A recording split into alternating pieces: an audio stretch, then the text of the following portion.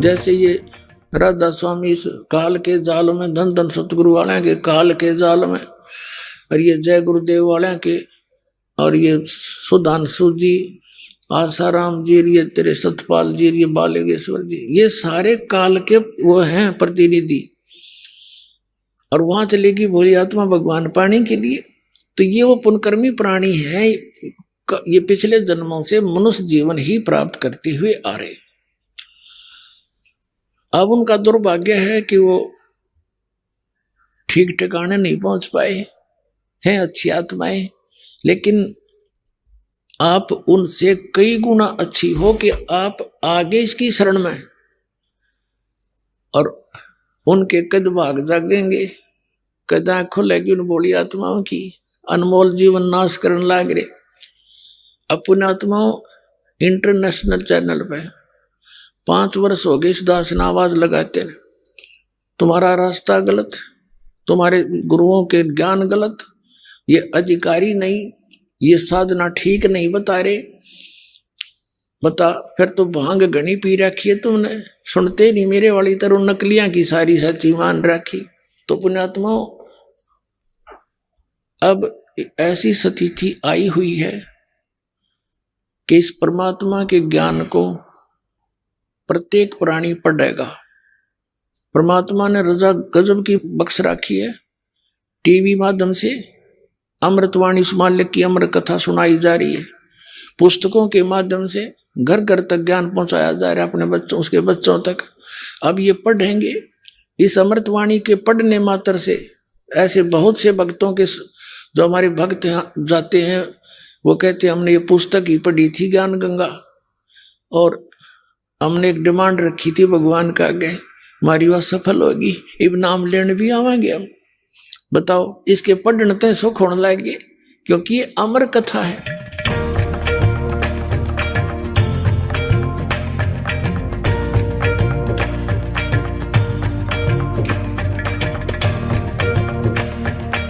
उत्तम और अनुत्तम में क्या अंतर है? उत्तम कहते हैं जो श्रेष्ठ हो, और अनुत्तम उसको कहते हैं जिससे श्रेष्ठ कोई ना हो। गीता अध्याय 7 श्लोक 18 में गीता बोलने वाला भगवान अपनी साधना को अनुत्तम क्यों कह रहे हैं? इसलिए कह रहे हैं कि उनकी साधना वेद प्रतिपाद्य है, तो वेद के अनुसार साधना करना सर्वश्रेष्ठ है, उससे श्रेष्ठ कोई नहीं। जी हमने सुना है चारों वेदों वाला ज्ञान ही श्रीमद् भगवत गीता में संक्षिप्त करके कहा गया है। क्या आप इस बात से सहमत हैं और क्यों? ऐसा है कि श्लोक है, सर्वोपनिषदो गावो दुग्धा गोपाल नंदना पार्थो वत्स सुधीर भोक्ता दुग्धम गीता मृतम महत। समस्त उपनिषद गौ है और उनको दोहने वाले भगवान श्री कृष्ण है, अर्जुन बछड़ा है और गीता अमृत दूध है। तो शंकराचार्य जी उत्तम और अनुत्तम में क्या अंतर है? हाँ, यह गीता में आया है अनुत्तम, मतलब जिसके समान और कोई उत्तम ना हो, उत्कर्ष उत्कृष्ट कर अद्योतक। तो शंकराचार्य जी गीता के अध्याय 7 में और श्लोक 18 में गीता बोलने वाले श्री भगवान अपनी साधना को अनुत्तम क्यों कह रहे हैं? अनुत्तम का अर्थ होता है सर्वोत्तम सर्वोत्कृष्ट। अनुत्तम का अर्थ उत्तम रहित हीन वहाँ पर नहीं है, वो व्याकरण की दृष्टि से उसका अर्थ मैंने बता दिया। शंकराचार्य जी हमने सुना है कि चारों वेद वाला ज्ञान ही श्रीमद् भगवत गीता में संक्षिप्त करके कहा गया है, क्या आप सहमत हैं? तो महाभारत में ये लिखा है सर्वोपनिषदो गावो दुग्धा गोपाल नंदना। वेदों का तात्पर्य, वेदों का जो शिरोभाग उपनिषद है उसमें सन्निहित है। उपनिषदों का मंथन करके श्रीमद् भगवत गीता की अभिव्यक्ति हुई है। उत्तम और अनुत्तम में क्या अंतर है? क्या अंतर लगता है आपको? उत्तम है जो श्रेष्ठ है, अनुत्तम जो उससे कम है वो अनुत्तम। गीता जी अध्याय 7 श्लोक 18 में गीता बोलने वाला भगवान अपनी साधना को अनुत्तम क्यों कह रहा है? अपनी साधना को अनुत्तम तो नहीं कहा, साधना को उत्तम नहीं कहा गया, संत संत उत्तम ही है।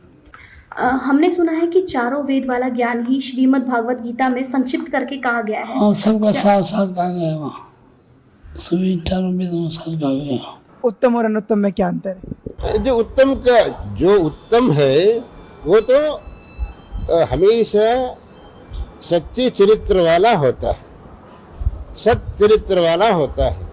अनुत्तम जो है उससे विपरीत होता है अनुत्तम, जिसका चरित्र सही नहीं वही अनुत्तम है। गीता जी अध्याय 7 श्लोक 18 में गीता बोलने वाला भगवान अपनी साधना को अनुत्तम क्यों कह रहा है? अपनी साधना अनुत्तम शब्द का अर्थ आप समझे नहीं। वहाँ अनुत्तम शब्द का अर्थ है जिससे उत्तम नहीं हो वो। सामान्य रूप से अनुत्तम शब्द का अर्थ है उत्तम से भिन्न। वहाँ का अनुत्तम शब्द का अर्थ है जिससे उत्तम और कोई नहीं हो वो है। इसलिए वहाँ अनुत्तम शब्द का अर्थ है सर्वोत्कृष्ट। हमने सुना है कि चारों वेदों वाला ज्ञान ही श्री भगवत गीता में संक्षिप्त करके कहा गया है। क्या आप इससे सहमत हैं? हाँ ठीक, गीता तो उपनिषदों का सारभूत है। महाराज जी, आपसे यहाँ ये भी जानना चाहेंगे कि गीता जी का अध्याय 7 श्लोक 18 में गीता बोलने वाला भगवान अपनी साधना को अनुत्तम क्यों कह रहा है? गीता के 7वें अध्याय का 18वां श्लोक जो है उसकी आप गहराई में देखेंगे तो एक बड़ी प्रेरणा है। भगवान 18वें श्लोक में कहते हैं उदारा सर्वे वेते ज्ञानी त्वात्मविमतम आस्थिता सायुक्तात्मा मामे वनुत्तमाम गतिम। तो यहाँ जो श्लोक है भगवान कहते हैं सभी भक्त मेरे उदार हैं, सभी भक्त अच्छे हैं। ज्ञानी भले ही एक रूप होने के कारण मेरी आत्मा है, मेरे से एक रूप है, लेकिन आगे जो कहा आस्थिता साही युक्तात्मा मामे अनुत्तमाम गतिम, यहाँ जो अनुत्तमाम गतिम है क्योंकि ज्ञानी परमात्मा से एक रूप हो जाता है। जो तू है सो मैं हूँ, स्वामी राम तीर्थ ने कहा जो मैं हूँ सो तू है, न कुछ आरजू है न कुछ जुस्तजू है, एक रूपता। भगवान कहते हैं वो उस गति को पा लेता है, उस स्थिति को पा लेता है जिसके समान और जिससे श्रेष्ठ और कोई दूसरी गति नहीं होती। यहाँ जो अनुत्तमाम गतिम शब्द है, अनुत्तम की साधना की बात है, वो उस अवस्था की बात है जो जीव का परमोच्च लक्ष्य है, सर्वोच्च लक्ष्य है, जीव का परम प्राप्तव्य है, जिस प्राप्ति के पश्चात और कुछ पाना शेष नहीं रहता। ये गीता की एक दिव्यता है जो इस श्लोक के माध्यम से भगवान ने प्राप्त करने की प्रेरणा दी और कहा कि उसके समान कोई गति नहीं। जाता है गीता जी के अध्याय 7 और श्लोक 18 में गीता बोलने वाला भगवान अपनी साधना को अनुत्तम क्यों कह रहा है? यहाँ पर अनुत्तमा गति कहा उन्होंने।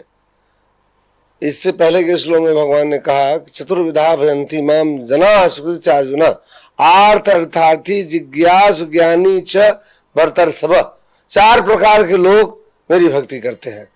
भगवान कहते हैं कि जो लोग हमारे भक्त हैं वो सर्वश्रेष्ठ है, लेकिन साथ साथ जो लोग ज्ञानी हैं, जो मेरे परम ज्ञान को जानते हैं, गीता के इस गुह्य ज्ञान को जानते हैं, उन्हें भगवान कहते हैं उनको मैं अपने समान मानता हूं और उन्हें निश्चित रूप से अनुत्तमा गति अर्थात उन्हें मेरे धाम की प्राप्ति होती है। ये जो शब्द है उत्तम और अनुत्तम, इनका क्या अर्थ है और दोनों में क्या फर्क है?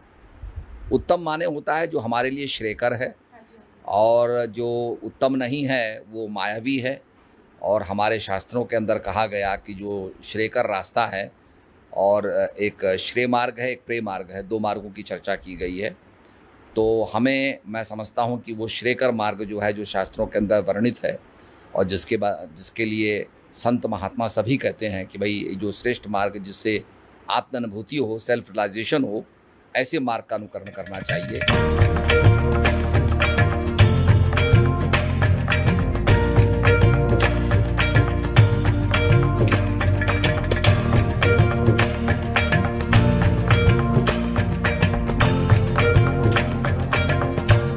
महाराज जी, गीता ज्ञानदाता गीता अध्याय 7 के श्लोक 18 में अपनी गति को अनुत्तम क्यों कह रहा है तथा उत्तम और अनुत्तम का क्या अर्थ होता है? पुण्यात्माओं, जैसे अभी तक किसी भी हम अपने धर्म गुरु से पूछा करते थे कि श्रीमद् भगवत गीता अध्याय नंबर 7 के श्लोक नंबर 18 में गीता ज्ञानदाता अपनी गति को अनुत्तम क्यों कह रहे हैं?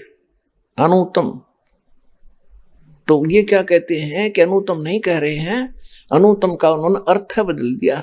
कहते जिससे उत्तम कोई और ना हो वह अनुत्तम कहलाता है। रब फुटे भाग हमारे, ऐसे गुरु मिले हमें। अनुत्तम, अनुत्तम माने बैड अंग्रेजी में, और उत्तम गुड श्रेष्ठ। कहीं पर बैड लिखा हो किसी सेंटेंस में और उसका अर्थ कोई गुड लिख दे तो कितनी बुद्धि होगी उस इंसान की। क्योंकि अब गीता अध्याय नंबर 7 के श्लोक नंबर 16 से लेकर 19 तक क्या कहा है। आपने गीता खूब पढ़ रखी है, अब सिर्फ एक श्लोक दिखाऊंगा, 7वें अध्याय का 18वां और 19वां 2। उसमें क्या कहा है कि ये सभी मेरी भक्ति, यो 7वें अध्याय के 14वें श्लोक में कहा ना, ये मेरी भक्ति। 13वें श्लोक में कहा कि ये मेरी भक्ति भी ना करते। तो अब 7वें अध्याय के 16वें श्लोक में कहा कि मेरी भक्ति भी अर्जुन 4 प्रकार के करते हैं। यानी जो ब्रह्म साधना करते हैं, वेदों अनुसार साधना करते हैं, वो 4 प्रकार के हैं।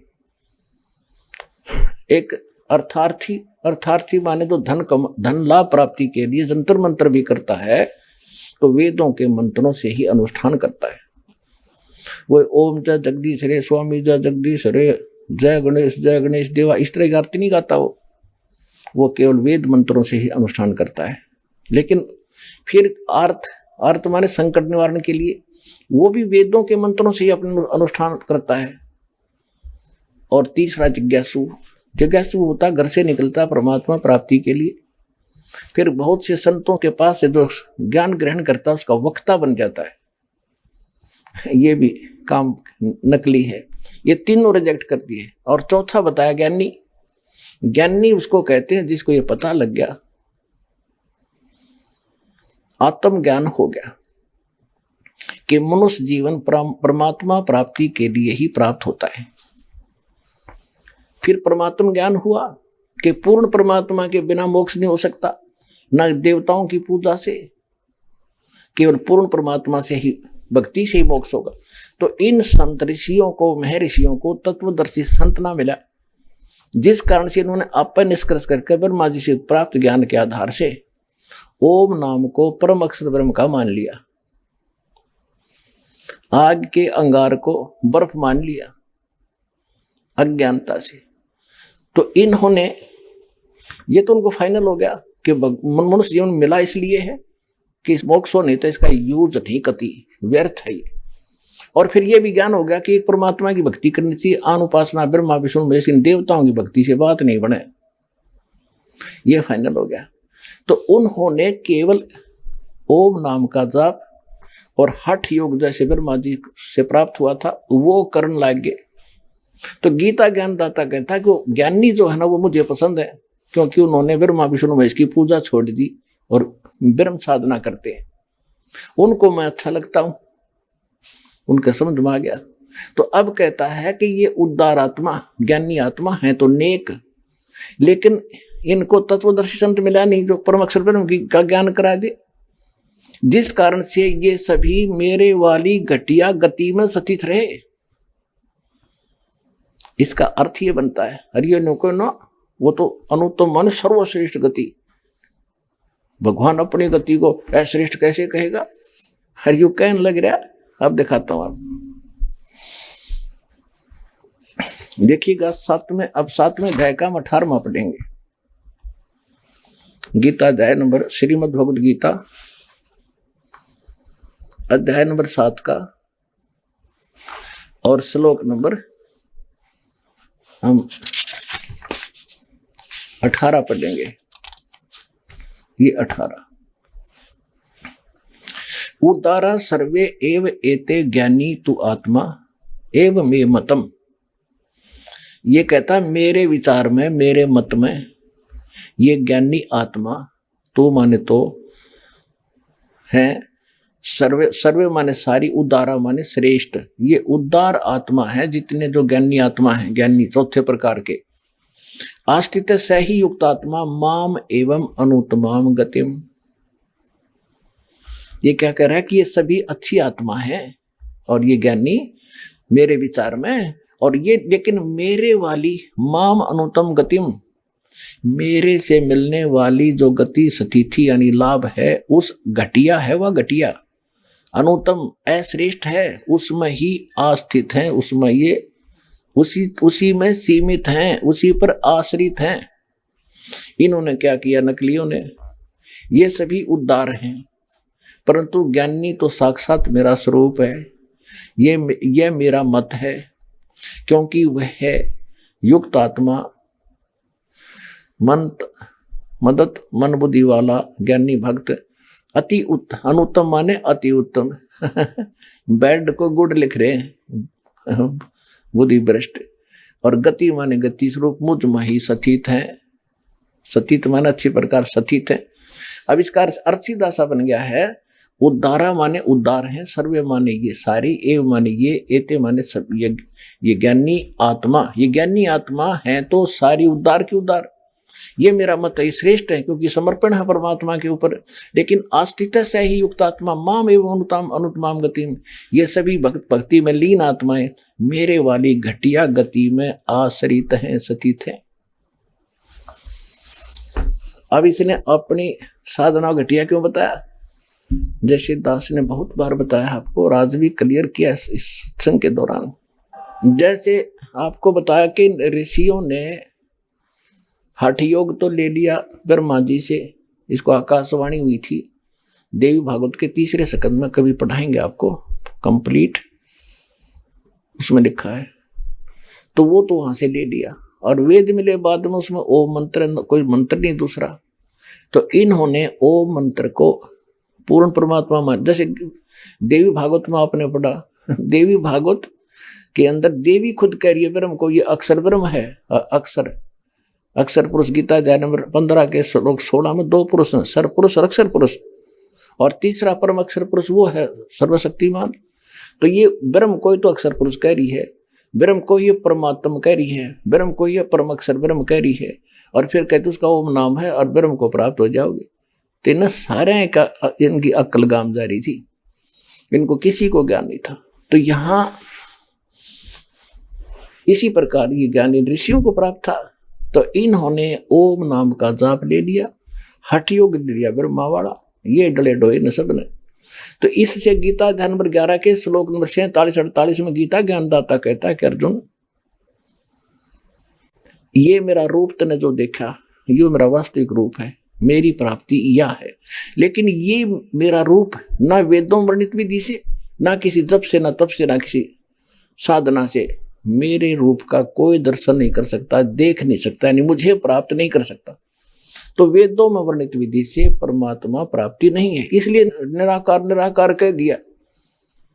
इन मिला को नहीं कहते, खोजत खोजत था किया अंत कहा बेचून। कबीर साहब कहते हैं सूक्ष्म वेद में, तत्व ज्ञान में, कि खोज खोज कर थक गया, आखिर में कह निराकार है। और वो तो काल साकार है, सारे भगवान साकार है। तो इन ऋषियों ने परमात्मा की खोज में समर्पित हो गए। एक चुनक नाम का ऋषि था, इसी आधार से उसने अन्य देवताओं की पूजा नहीं की, ओम नाम का जाप हठ योग स्टार्ट कर दी। तो इससे इनको परमात्मा मिलानी, ये एटम बम बन जाते, सिद्धियां आ जाती गजब की। कोई हजारों वर्ष तक तप करता रहा, सूख के अस्थि पंजर सा बन गया। एक पूरी पृथ्वी का शासक मानधाता चक्रवर्ती राजा था, और उस समय राजा लोग क्या किया करते कि अपनी पूरे राज्य में दूसरे तीसरे चौथे वर्ष क्या करते थे कि ये देखने के लिए कि मेरी पराधीनता को किसी ने अस्वीकार तो नहीं कर दिया है, उसके लिए एक घोड़ा जो राजा का पर्सनल हॉर्स होता था, उसके गले में एक पंपलेट लिख दिया जाता था कि जिसने राजा की पराधीनता अधीनी स्वीकार ना हो, अधीनता, तो वो घोड़े को पकड़ दे और युद्ध के लिए तैयार हो जा। और उस पर लिख रखा था राजा के पास 72 अक्षौणी सेना है, 72 करोड़ समझ लो मोटे शब्दों में। तो वो घोड़ा साथ में हजारों सैनिक पूरी पृथ्वी पर घूमे आए। जाते समय भी चुनक ऋषि की कुटिया के पास से गए, जब वापस आए तब भी वहीं से गुजरे। चुनक ऋषि इस ब्रह्म का पुजारी था, काल का। इसने कहा अब देखो काल क्या चाल है, पहले तो इसको एटम बम बनवाया, हट गजब की साधना करवा दी, परमाणु बम बना दिया भक्ति सिद्धि शक्ति का। उधर से उसके हाथ में रिमोट, उसकी बुद्धि भ्रष्ट कर दी। संत का और राजा गेल खसन की के मतलब होया करे, वो अपना काम करे, वो अपनी भक्ति करे। तुझे कुछ कहें जब तक दूसरी बात छेड़े जब तक अपनी सिद्धि शादी भी दिखा। वे मतलब खस्या। अगवे कहाँ गए थे सैनिकों? सैनिक बोले जी ऐसे ऐसे गए थे, हम पूरी पृथ्वी घूमे आए, सारी कहानी बताई। तो ऋषि ने कहा क्या तुम्हारे राजा में इतनी ताकत है, किसी ने घोड़ा नहीं पकड़ा? नहीं, किसकी माँ ने दूध पिया? क्योंकि सैनिक भी अभिमानी, राजा के अभिमानी ही हो जाते हैं, नौकर भी। किसकी माँ ने दूध पिलाया है और फोड़ दें जाड़ उसकी, ऐसे कर दें वैसे कर दें, है किसी की हिम्मत? राजा के पास 72 अक्षौणी सेना है। अब चुनक ऋषि ने सोचा ये तो गणे अभिमानी हो गए, इन्हें सेट कर दूं। उसने कहा कि मैंने पकड़ लिया। चुनक ऋषि ने कहा कि मैंने युद्ध ओट लिया तुम्हारे राजा का, और बांध दे घोड़ा यहाँ पे। सैनिक बोले अरे कंगाल, ओ कंगले, दाने खाने को नहीं तेरे पास, और युद्ध करेगा मानधाता चक्रवर्ती राजा के साथ?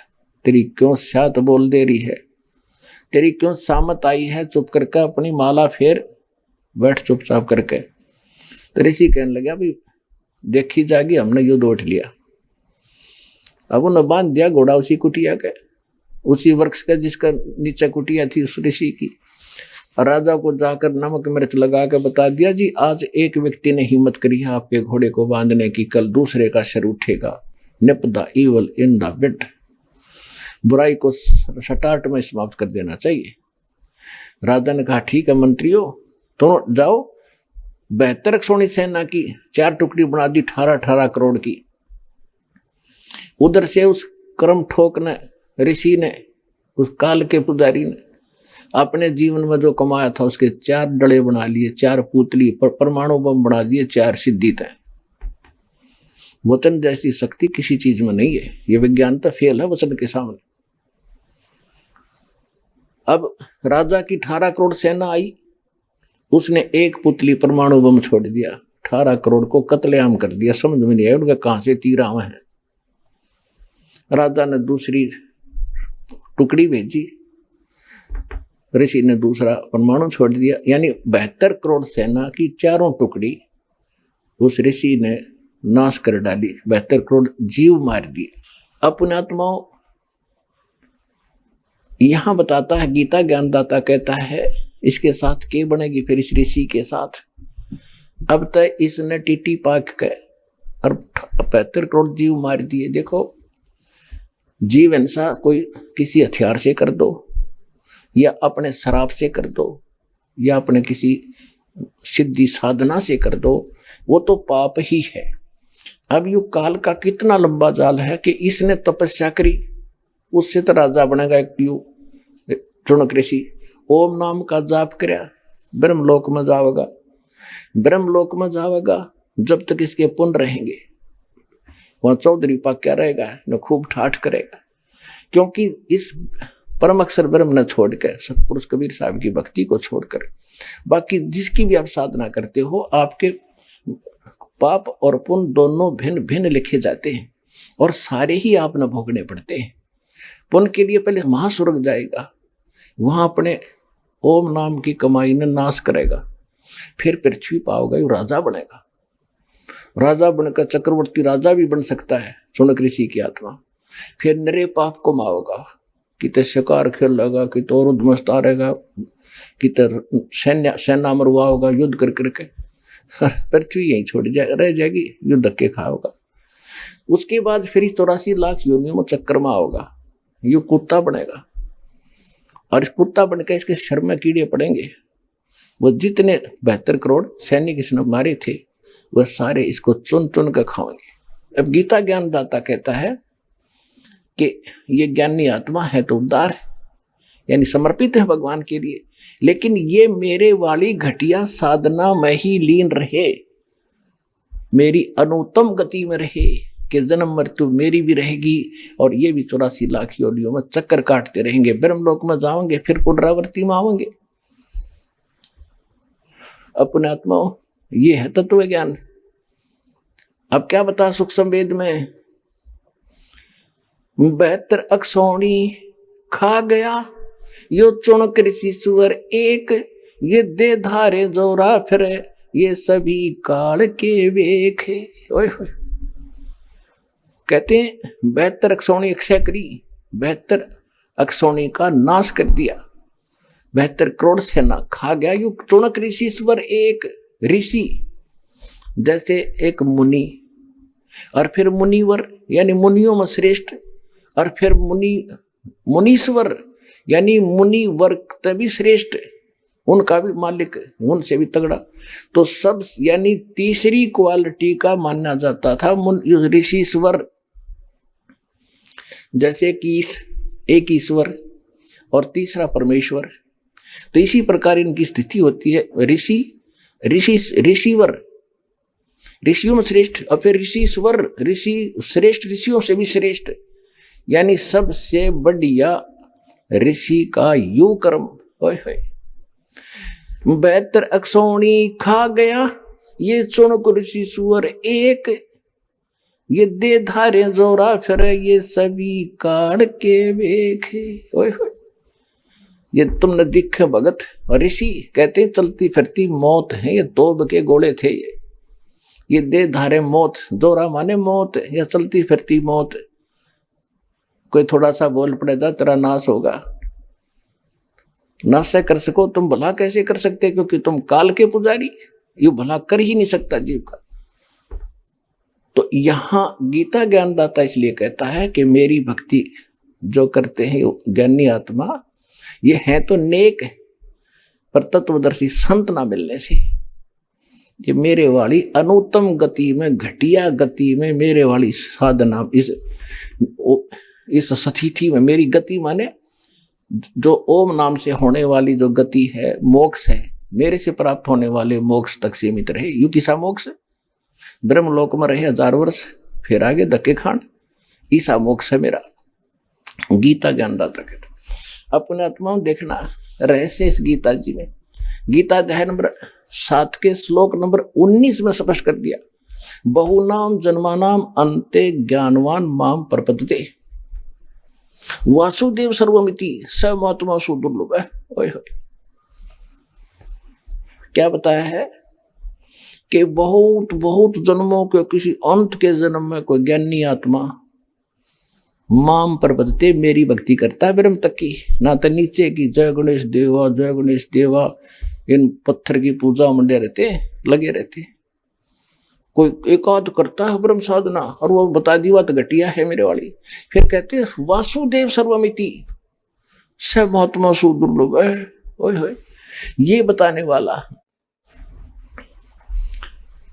कि वासुदेव का अर्थ क्या होता है, जिस परमात्मा का सबके ऊपर अधिपत्य हो, वो सर्वशक्तिमान सर्वगतम ब्रह्म, उसको वासुदेव कहते हैं। वेद में वासुदेव परमेश्वर कबीर जी के लिए उपमात्मक लिया गया है। और इन्होंने वासुदेव ला दिया श्री कृष्ण के, कर श्री कृष्ण तो वासुदेव का बेटा था।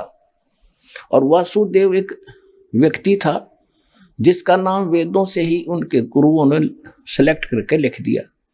श्री कृष्ण वासुदेव नहीं था, ये तो एक ब्रह्मांड में एक विभाग का मंत्री है, सतोगुण विभाग का। और परम अक्षर ब्रह्म पूर्ण परमात्मा असंग ब्रह्मांड के स्वामी है, वो है वासुदेव। और वही पूजा के योग्य है, वही मोक्षदायक है, वही पाप नाशक है, और वो सबका मालिक है, सबका धारण पोषण करने वाला। कहते ये बताने वाला संत बड़ी मुश्किल से मिलेगा अर्जुन, कि वासुदेव ही सब कुछ है, उसकी भक्ति करो और की त्याग दो। वो पाप नाशक है, सबका पालक है, सृष्टि रचनहार है। कहते ये बताने वाला महात्मा तो सुदुर्लभ है, ओए है, बड़ी मुश्किल से मिलेगा। और पुण्यात्मा आपको आसानी से मिला दिया दाता ने। धन आपके माता पिता जिससे जन्म हुआ। ये देखिएगा, हम यही पढ़ रहे हैं गीता अध्याय नंबर 7 का और श्लोक नंबर हम 18 पढ़ लिया। अनुत्तम का अति उत्तम करा क्या मूर्खा ने। अब 19 में क्या कहा है कि बहुनाम जन्मानाम अंते ज्ञानवान माम प्रपद्यते। बहुनाम जन्मानाम अंते, बहुत बहुत जन्मों के अंत के जन्म में कोई ज्ञानवान ज्ञानी आत्मा मुझे मेरी भक्ति करता है। वासुदेव सर्वम इति स महात्मा सुदुर्लभ है। ओए होए, ये बताने वाला कि वासुदेव ही सब कुछ है, सर्वम, वही मालिक है, वही सबका जनक है, सबका पालक है, पाप नाशक है, भक्ति योग्य है, पूर्ण मोक्षदायक है। ये बताने वाला साधु संत तो बड़ी मुश्किल तय मिलेगा। इनका अनुवाद देखिए, बहुत जन्मों के अंत के जन्म में तत्व ज्ञान को प्राप्त पुरुष सब कुछ वासुदेव ही है। या नीचे लिखा भी उन्होंने, अर्थात वासुदेव के सिवा अन्य कुछ है नहीं। बिल्कुल सही है। इन वासुदेव श्री कृष्ण मान रखा था, ये उस पर कह रहे, इसका अर्थ ये सही है, सब कुछ वासुदेव ही है। इस प्रकार मुझको बचता हुआ महात्मा सुदुर्लभ है। कर दिया ना अज्ञानी, इन्होंने बकवाद कर दी सारी। इसका सीधा सा अर्थ है, देखो संस्कृत पढ़ेंगे, बहुनाम जन्मानाम अंते ज्ञानवान माम प्रपद्यते। बहुत बहुत के अंत के किसी जन्म में ज्ञानी आत्मा मेरी भक्ति करता है। और वासुदेव सर्वमिति, वासुदेव ही सब कुछ है। इति यह बताने वाला स महात्मा सुदुर्लभ है। वो संत तो बड़ी मुश्किल तय मिलता है। एक समय परमात्मा मिले थे आदरणीय गरीबदास साहिब जी को, कबीर साहब, गांव छुड़ानी, जिला जज्जर, हरियाणा।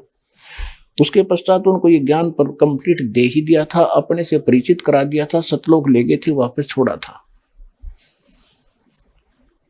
तो उस एक समय पंजाब का रहने वाला लुधियाना के पास एक वासियर गांव है, वहां का एक 800-900 बीघे का जमींदार था सरदार जी। उसका नाम था राम राय। ये सिंह तो गुरु गोविंद सिंह के बाद लगाने लगे हैं, पहले तकरीबन मिलते जुलते हिंदुओं वाले नाम ही थे इनके। तो उसको एक दिन कभी गरीबदास जी की वाणी ब्रह्म वेदी सुन ली किसी भगत के द्वारा, जो गरीबदास जी का शिष्य था। उससे उसने पूरा एड्रेस लिया उस संत का। वो आकर्षित हो गया इस वाणी पर, किसी महापुरुष की वाणी, और अब वर्तमान में जीवित है तो लाभ उठाना चाहिए, क्योंकि ये वाणी के बनबज हैं। सिख पंजाब के लोग बड़े आदर करते हैं पर संतों की वाणी का और संतों का।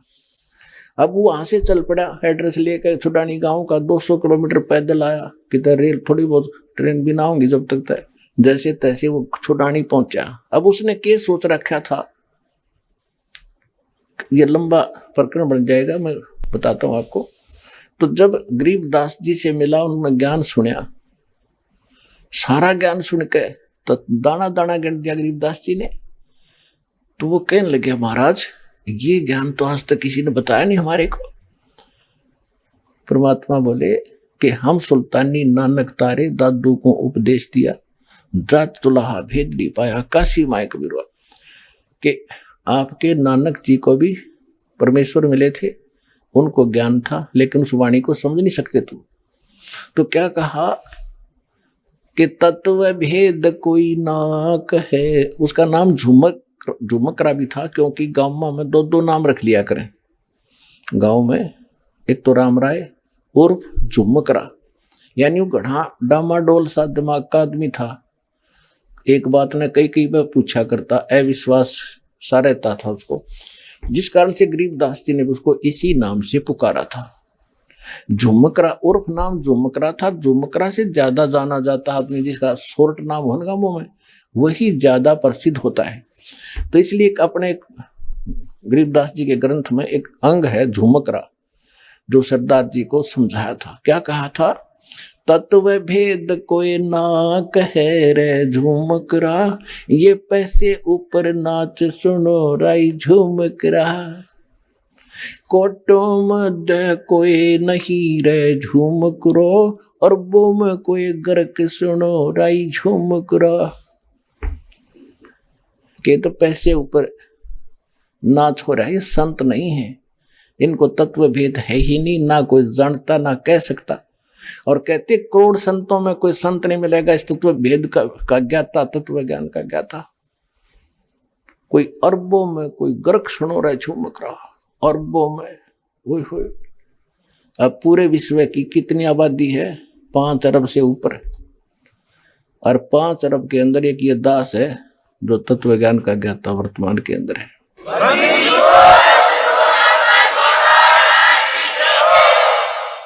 तो गरीबदास जी कहते हैं कोटों मध्य कोई नहीं रे झूमक रहा, करोड़ संतों में नहीं पाओगे इस ज्ञान का ज्ञाता। और कंप्लीट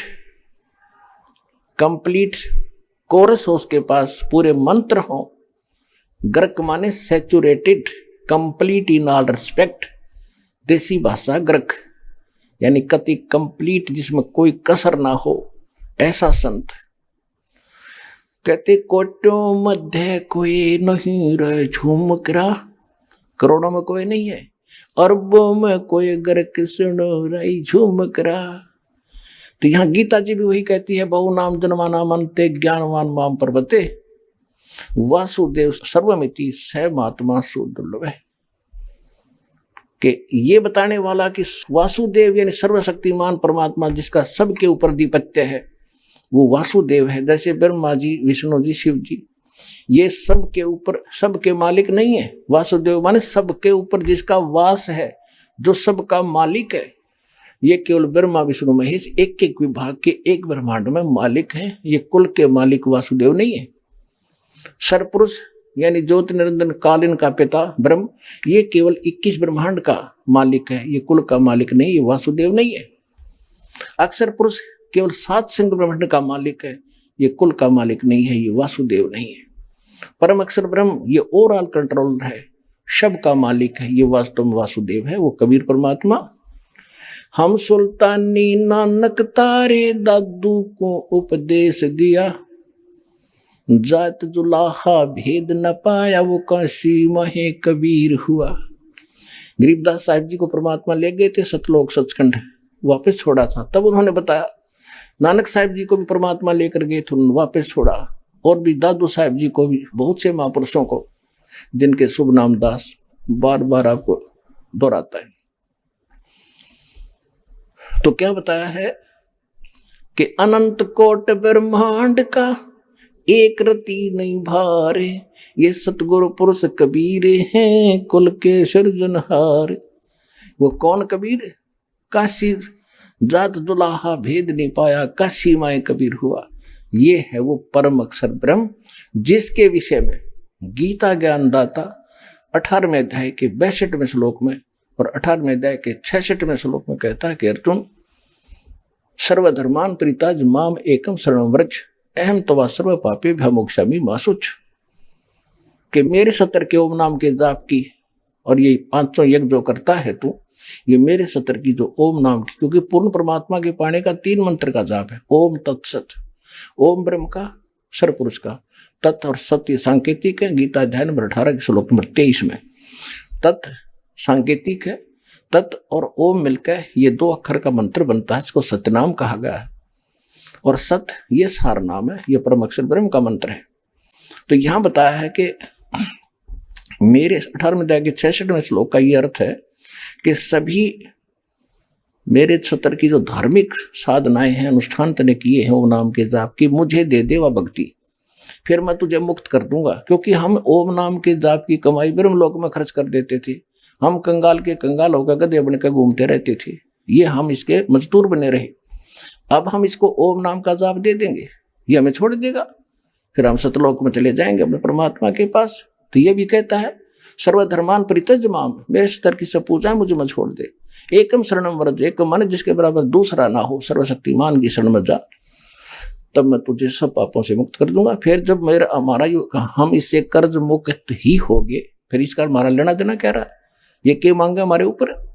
तो इस प्रकार हम सतलोक जाएंगे और गीता ज्ञानदाता इस उस परम अक्षर ब्रह्म सत्य पुरुष कबीर साहिब की शरण में जाने को कह रहा है कि जहाँ उसकी शरण में जाने से ही तू सर्वभाव से उस परमेश्वर की शरण में जा, उसकी कृपा से तू परम शांति को, सनातन परम धाम को प्राप्त होगा, शाश्वत स्थान को प्राप्त होगा। और मेरी शरण में रहेगा तो अर्जुन जन्म मृत्यु तेरी भी होगी मेरी भी होगी। और मेरे पुजारी का क्या हाल होगा, चुनक ऋषि की कथा तेरे को सुना दी। तो पुण्यात्माओं, आपका सौभाग्य है, आपको ये अनमोल वचन, अनमोल ज्ञान सुनने जोगा बनाया। पहले तो भगवान ने आपको विद्वान बनाया, शिक्षित किया, और दास को इसका जानकार बनाया। आज आपके रूबरू ऐसा बना दूंगा जैसे पहली का कहता हुआ, अगर वेद गीता और पुराणों को आप याद रखोगे। बोलो सतगुरुदेव।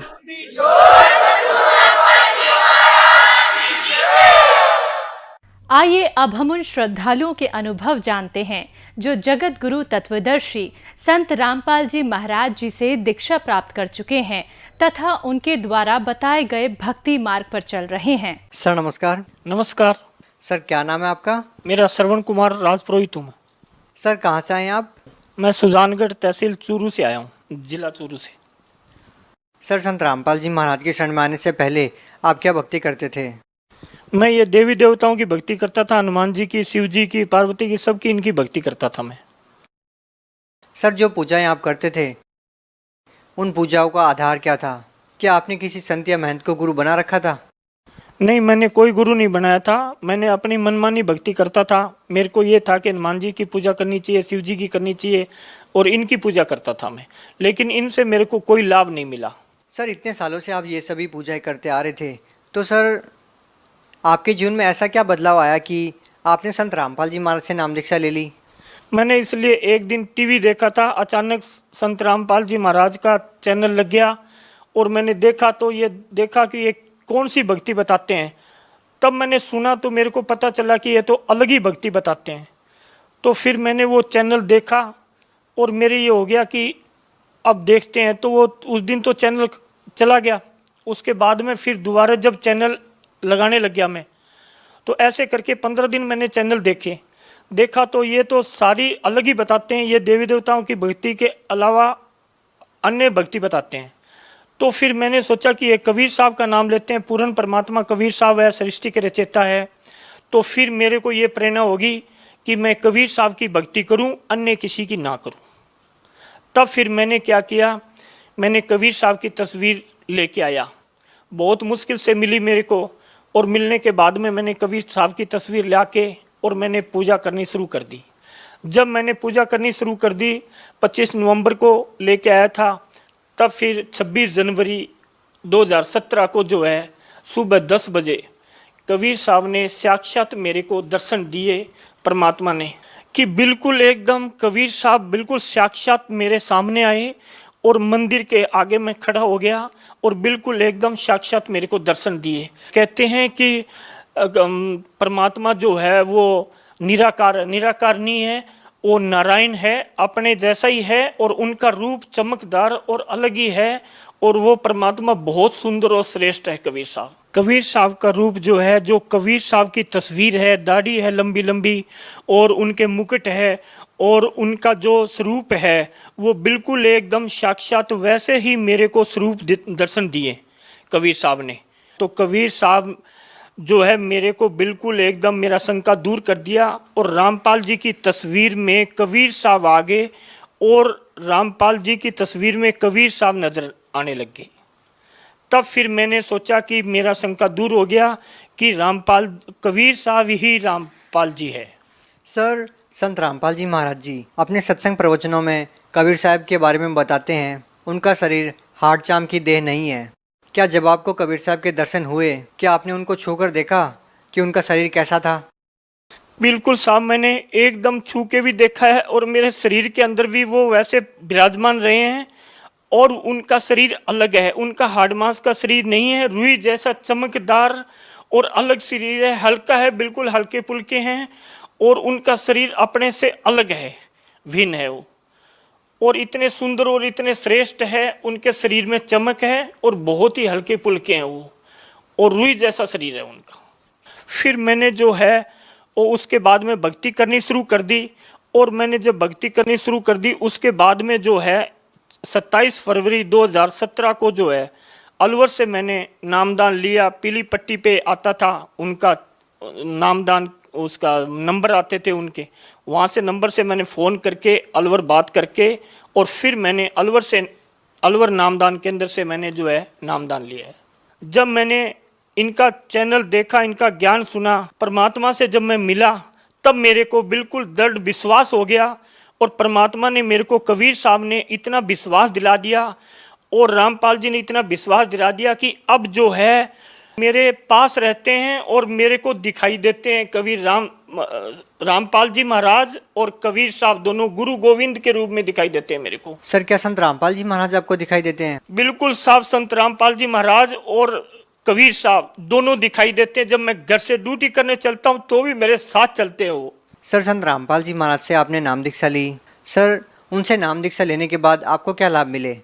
सर, रामपाल जी महाराज से मैंने दीक्षा ली, उसके बाद में मेरे को सतनाम लेना था, और सतनाम लेने के लिए मेरे को पता नहीं था कि उनकी हाजिर लगानी पड़ती है क्या।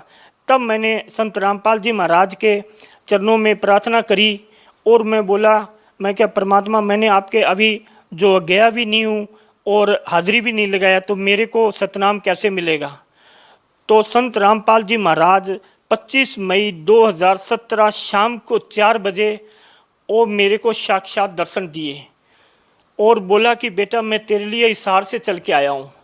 तब मैंने परमात्मा के दंडोत प्रणाम किया, और परमात्मा ने मेरे को आशीर्वाद दिया और बोला, बेटा अब मैं आ गया हूँ, तेरे को सब कुछ मिल जाएगा, और तू हिसार आ जाना, और हिसार आके अपनी हाजिर लगा जाना। मैं क्या ठीक है परमात्मा, मैं हिसार आ जाऊँगा। तब फिर बोला, जाते जाते ये बोला कि अब मैं हिसार जा रहा हूँ और आप हिसार आ जाना। मैं क्या ठीक है परमात्मा। सर, संत रामपाल जी महाराज को आप परमात्मा समान दर्जा दे रहे हैं, क्या एक संत को परमात्मा के तुल्य समझना उचित है? जबकि संत रामपाल जी तो खुद को परमात्मा का दास कहते हैं। मैं भी औरों की तरह साधारण आदमी था, और वैसे साधारण भक्ति करता था, मेरे को कुछ मालूम नहीं था। और जब मैंने रामपाल जी का सत्संग सुना, और इनके सत्संग सुनने पर मैंने जो भक्ति की, उसके बाद में कबीर साहब ने मेरे को दर्शन दिए। संत रामपाल जी महाराज उसी रूप में आए जैसे कबीर साहब आते हैं, ऐसे ही बिल्कुल एकदम साक्षात अलग लाइट सी लगी, और ऐसा हुआ कि बिल्कुल एकदम साक्षात परमात्मा आए हुए हैं। ऐसे मैंने ये नहीं सोचा था कि संत के रूप में है, वो पूर्ण परमात्मा है। और ऐसे ही कबीर साहब जैसे मेरे को दिखाई दिए थे, ऐसे ही संत रामपाल जी महाराज मेरे को दिखाई दिए, और ऐसे ही मेरे से बातचीत किया। तब मेरे को निश्चय हो गया, और फिर मैंने जो है वो रामपाल जी के दर्शन किए, और उसके बाद में जो है वो मैंने एकदम बिल्कुल मेरे को विश्वास हो गया कि कबीर साहब रामपाल जी के रूप में आए हुए हैं। सर, संत रामपाल जी महाराज से नाम दीक्षा लेने के बाद आपको और क्या लाभ मिले? लाभ तो पहली बात तो मेरे को परमात्मा मिल गए। मेरे को कीचड़ में से निकाल के एक अच्छा देवता बना दिया उन्होंने, जो कि मैं भक्ति मार्ग पे सच्ची भक्ति करने लग गया।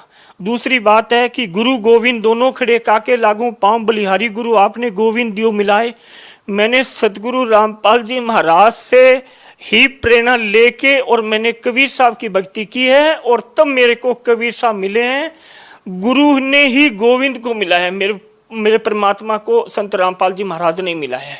जो इतने साल से भक्ति करते थे उनको भी परमात्मा नहीं मिलता था, और ग्रंथों के हिसाब से, वेदों के हिसाब से और रामपाल जी ने भक्ति बताई है, बिल्कुल साधारण सी है। आप ड्यूटी भी करो, कहीं भी जाओ, चलते फिरते उनका जाप कर सकते हो। इतनी साधारण भक्ति है परमात्मा की कि और भक्ति से भिन्न है, और भक्ति से कुछ लाभ नहीं मिलता है। और दूसरी बात, एक लाभ तो मेरे को ऐसा हुआ है कि मेरा सिर में दर्द होता था साल भर से, मैंने सब जगह झाड़ा पूछ करवाया और सब जगह मैंने पूजा करवाई, कहीं लाभ नहीं मिला मेरे को। और मेरे को डर भी लगता था, आज मेरे को डर भी नहीं लगता है, और मेरा सिर का दर्द जो है वो बिल्कुल सही हो गया है। जो सब लोगों ने बोल दिया कि कोई बोलते हैं कि आपके प्रेत वादा है, कोई बोलते हैं कि आपके जो है पितर दोष है, अब वो पितर दोष कहाँ गए? जो कि परमात्मा की रामपाल जी की भक्ति करने के बाद में मेरे सारे दोष दूर हो गए और मैं सच्ची भक्ति करता हूँ। और मेरे को बिल्कुल विश्वास है अन्य जो देवी देवताओं की भक्ति बताते हैं वो मनमाना आचरण है, उससे कोई फायदा नहीं होने वाला है। सर, संत रामपाल जी महाराज जी कबीरपंथी संत हैं और हिंदुस्तान में और भी बहुत सारे कबीरपंथी संत हैं और संत रामपाल जी महाराज जी अपने सत्संगों में उनके बारे में बताते भी रहते हैं। सर, आपको अन्य संतों में और संत रामपाल जी महाराज द्वारा दिए गए ज्ञान में, क्योंकि आप कह रहे हो कि संत रामपाल जी महाराज के सत्संग प्रवचन सुनने के बाद आपने कबीर साहब की पूजा की और उसके बाद आपको कबीर साहब ने दर्शन दिए, तो सर और जो कबीरपंथी संत हैं और संत रामपाल जी महाराज हैं उनमें आपको क्या भिन्नता नजर आती है? उनके ज्ञान में ये अंतर मिलता है कि वो जो नाम देते हैं वो सतनाम, उन नाम के अंदर इतना पावर होता है, इतनी शक्ति होती है कि और सब चीज दूर हो जाती है, कोई चीज उसके पास में नहीं आती है। और सच्ची भक्ति है और सतलोक जाने का और मोक्ष की प्राप्ति करने का ये संत रामपाल ही जो सच्ची भक्ति देता है। इसके अलावा कोई संत आज तक इस दुनिया के अंदर कोई सच्ची भक्ति और कोई सच्ची भक्ति का मार्ग नहीं बताते हैं। और ये जो नाम देते हैं, जाप देते हैं, ये बिल्कुल साक्षात परमात्मा का जाप है और सतलोक से जाने का एक मोक्ष मार्ग देते हैं वो। तो इसलिए रामपाल जी जैसी भक्ति कोई साधना नहीं देते हैं, ये ही सब कुछ है। सर, संत रामपाल जी महाराज का एक स्वच्छ समाज सुधार में क्या योगदान है? बहुत बड़ी संत समाज में योगदान है इनका कि एक तो आदमी नशा करने छोड़ने के लिए कितने जतन करता है, जो कि मात्र उनका नाम लेने से ही नशा मुक्त हो जाता है वो। दूसरी बात है दहेज देते हैं, कितना कितना वो करते हैं, उनसे भी वर्जित करते हैं कि कोई दहेज देना नहीं है, नहीं लेना है, बिल्कुल एकदम। तो इससे ये होता है कि बिल्कुल आदमी को दुखी नहीं होना पड़ेगा, आदमी को परेशान नहीं होना पड़ेगा और बिल्कुल एकदम सच्चा मार्ग और सच्चा दिशा दिखाते हैं वो। सर, ये बातें कि नशा आदि न करना ये तो बहुत सारे संत बताते हैं, लेकिन सर जब हम वास्तविकता को देखते हैं तो उनके जो अनुयायी हैं या उनके जो समर्थक होते हैं वो हुक्का बीड़ी भी पीते हैं, शराब भी पीते हैं और साथ ही मांस आदि भी खाते हैं और सत्संग में भी जाते हैं। क्या संत रामपाल जी महाराज के अनुयायी क्या वो भी इसी तरह करते हैं? बिल्कुल नहीं करता साहब, कोई नहीं करता। जो अन्य जो धर्मगुरुओं से जो नामदान ले रखे हैं वो सब नशा करते हैं और परमात्मा नशे के खिलाफ है। परमात्मा कहते हैं जो नशा करता है वो भक्ति नहीं कर सकता है। सर, इसके पीछे क्या कारण है? क्योंकि गुरु उन्होंने भी बनाया है, भक्ति वो भी करते हैं, वो भी अपने गुरु को परमात्मा तुल्य मानते हैं, तो उनके अंदर ये दृढ़ निश्चय क्यों नहीं होता कि वो नशा छोड़ दे? उनके अंदर सच्ची भक्ति नहीं है, वो काल के दूत है, काल की भक्ति करते हैं वो। और ये जो भक्ति है ये सच्ची भक्ति है और परमात्मा के इतनी शक्ति है परमात्मा की, इनके नाम लेने से ही आदमी की शुद्धिकरण हो जाती है और अंतर्गृह साफ हो जाता है, बिल्कुल एकदम तन मन एकदम श्रेष्ठ हो जाता है और उसका नशा पता छूट जाता है। जो नशा करता है वो भक्ति क्या करेगा, वो सारा खाता पीता है, वो क्या भक्ति करेगा? सर, भगत समाज को क्या संदेश देना चाहते हैं? मैं संदेश तो नहीं देना चाहता, लेकिन मैं प्रार्थना करना चाहता हूँ कि जो भी भगत समाज है वो सच्ची भक्ति करे और कबीर साहब की भक्ति करे, संत रामपाल जी की शरण में आ जाए, उनसे दीक्षा ले ताकि उनका मोक्ष हो जाए, उनका कल्याण हो जाए। काल की भक्ति ना करे, काल जो है वो 84 लाख जूनी के अंदर डाल देता है और गधे घोड़े कुत्ते बिल्ली सब बनते रहते हैं और फिर भी उनका मोक्ष नहीं होता है, देवताओं का मोक्ष नहीं होता है। ब्रह्मा विष्णु महेश को सब बड़ा मानते हैं, लेकिन परमात्मा से बड़ा कोई नहीं है। इसलिए हम तो कहते हैं कि रामपाल जी महाराज की शरण में आओ और उनसे दीक्षा लो। सर, आज साइंस का युग है, डिजिटल इंडिया की बात की जाती है, ऐसे समय में आप ये कह रहे हैं कि एक संत की शरण में जाइए, उनसे नाम दीक्षा लीजिए और कबीर साहब को, जो कि एक कवि के रूप में जाने जाते हैं, और कबीर साहब को भगवान मानने के लिए बोल रहे हो, जो कि एक कवि के रूप में समाज में देखे जाते हैं। सर, आपको परमात्मा खुद मिले हैं, तो आपसे ये प्रश्न तो बनता ही है कि आप एक ऐसे समय में एक संत से नाम दीक्षा लेने के लिए लोगों को क्यों कह रहे हैं? मैं इसलिए कर रहा हूं कि वो सच्ची भक्ति है और सच्चा परमात्मा है, सृष्टि का रचयिता है। कबीर साहब संत के रूप में 620 वर्ष पहले आया था, जब कवि के रूप में उन्होंने ज्ञान दे के गया था, लेकिन अब कलयुग के अंदर साक्षात कबीर साहब और संत रामपाल जी के रूप में आए हुए हैं। इसलिए मैं कहता हूं कि सच्ची भक्ति करनी है तो संत रामपाल जी। सर, पहले तो आप ये बताइए कि लोग भक्ति क्यों करें? आज के समय में, विज्ञान के युग में, वैज्ञानिक चांद तक पहुंच चुके हैं, उनके लिए भक्ति अनिवार्य क्यों है? अनिवार्य इसलिए है कि मोक्ष चाहिए आदमी को। देखो भक्ति करेंगे तो इस जन्म मृत्यु से छुटकारा मिल जाएगा और परमात्मा की शरण में चल जाएंगे, सतलोक में चले जाएंगे, जहाँ पे हम पहले वहीं रहते थे और वहीं से आए थे हम। तो संत रामपाल जी ये सच्ची भक्ति बताते हैं और उनके जो और भी जो है वो सब पढ़े लिखे हैं और आज सारे ग्रंथों के हिसाब से जितने वेद है उनके हिसाब से सब जान के और अच्छी तरह तुलना करके फिर इनके शरणों में आए हैं। सर, जैसा कि आपने बताया कि संत रामपाल जी महाराज जी के सत्संग प्रवचन आप टीवी चैनल्स पर देखते थे और सत्संग के बाद संत रामपाल जी महाराज के अनुयायियों के अनुभव भी सुनाए जाते हैं, उनके इंटरव्यू भी दिखाए जाते हैं टीवी चैनल पर। सर, पहले आप टीवी पर भक्तों के अनुभव सुनते थे और आज आप खुद अपना अनुभव बता रहे हैं। सर, कैसा लग रहा है आपको? देखो सर, पहले हम सुनते थे जब हमको ये था कि ये मतलब इन भक्ति साधना करने से इनको ये फ़ायदा हो रहा है, तो हम यकीन नहीं करते थे और हमारे को ऐसे विश्वास नहीं होते थे कि भी ऐसा भी हो सकता है क्या। लेकिन ये तो बिल्कुल सत्य है। जब मैंने खुद ने भक्ति की और परमात्मा की शरण में गया, जब मेरे को पता चला कि वास्तव में सत्य भक्ति है और सच्चा परमात्मा है और सबका मालिक एक ही है। सब दुनिया बोलती है कि सबका मालिक एक है, लेकिन उनको ये नहीं पता है कि सबका मालिक एक है कौन। ऐसे है, सबका मालिक एक है कबीर साहब, कबीर परमात्मा, कबीर पिता है और वो कलयुग के अंदर संत रामपाल जी महाराज के रूप में आए हुए हैं। तो उनसे नाम दीक्षा लेने से आदमी का कल्याण होगा। सर, क्या जो भी संत रामपाल जी महाराज से नाम दीक्षा लेगा उनको भी आपकी तरह लाभ होगा?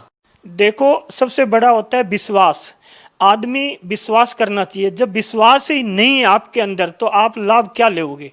जब आपकी सच्ची भक्ति होगी, आपका परमात्मा के प्रति विश्वास होगा, लगन होगा, आप सच्चे दिल से भक्ति करोगे, तो मैं ये कहता हूँ कि बिल्कुल आपके सामने साक्षात परमात्मा प्रकट हो जाएंगे और आपको लाभ जरूर मिलेगा उसका। जो कोई कहता है कि मेरे को लाभ नहीं मिला है तो उसकी भक्ति में त्रुटि है। वो सही भक्ति सच्चा मार्ग के हिसाब से सच्चे लगन के साथ भक्ति नहीं कर रहा है वो। सर, बहुत सारे लोग ऐसे हैं जो पीड़ित हैं और वो संत रामपाल जी महाराज से नाम दीक्षा लेकर लाभ लेना चाहते हैं, लेकिन सर वो संत रामपाल जी महाराज से नाम दीक्षा कैसे प्राप्त करेंगे? सर, आपने नाम दीक्षा कैसे प्राप्त की? देखो, चैनल पे पीली पट्टी आती है, उनका सत्संग आता है, उसका पीली पट्टी देखो, उसमें नंबर है, उस नंबर से आप बात करो। और जहाँ नामदान केंद्र खुले हुए हैं सब जगह, अलवर में भी है, नारनौल में, रेवाड़ी में, इशारा सब जगह जहाँ नारनौल केंद्र खुले हुए हैं वहाँ पे जाओ और आप वहाँ से दीक्षा लो और सच्ची भक्ति आपको मिलेगी और संत रामपाल जी महाराज की शरण में आ जाओ। सर, नामदान सेंटर से नाम दीक्षा लेने के लिए कितनी फीस देनी पड़ती है? नहीं साहब, कोई फीस नहीं लगती है। वहाँ पे बिल्कुल फ्री होता है। वहाँ भंडारा भी करना पड़ता है, इज्जत मान सम्मान सारी चीज़ मिलती है और वहाँ पे बहुत एक तो प्यार इतना मिलता है कि आदमी सोच भी नहीं सकता है। घर के अंदर सारे सदस्य होते हैं, उनमें भी लड़ाई झगड़ा होता है, लेकिन परमात्मा की जो भक्ति करता है, जो नामदान ले लिया, वो बिल्कुल सुंदर और श्रेष्ठ, बड़े प्यार से और बड़े प्रेम से रहते हैं वो। ये चीज़ मैंने खुद अनुभव किया है। सर, अंतिम प्रश्न आपसे पूछना चाहेंगे कि आप दावा करते हैं कि कबीर साहब आपको आकर मिले और संत रामपाल जी महाराज भी आपको आकर दर्शन देकर गए। सर, एक आम व्यक्ति इस बात पर विश्वास कैसे करेगा? कैसे आप उनको विश्वास दिलाएंगे? क्या आप अपना घर का पता बता सकते हैं या आपका फ़ोन नंबर बता सकते हैं? सर, मैं घर का पता भी दे सकता हूँ, मैं फ़ोन नंबर भी दे सकता हूँ और जहाँ पे मेरे को परमात्मा ने दर्शन दिए हैं वो मैं बहरोड में रहता हूँ और बहरोड में मैं पार्ले फैक्ट्री में सर्विस करता हूँ और मैं ये साबित कर सकता हूँ कि मेरे को 26 जनवरी 2017 को सुबह 10 बजे और परमात्मा कबीर साहब ने साक्षात दर्शन दिए हुए हैं और 25 मई 2017 को शाम को 4 बजे संत रामपाल जी महाराज ने साक्षात दर्शन दिए हुए हैं। वो जगह दिखा सकता हूँ, मेरा फ़ोन नंबर ले लो, मेरे से बात कर लो और जहाँ पे मैं पूजा पाठ करता हूँ उस स्थान पे आके देख सकते हैं। बहुत बहुत धन्यवाद। Thank you.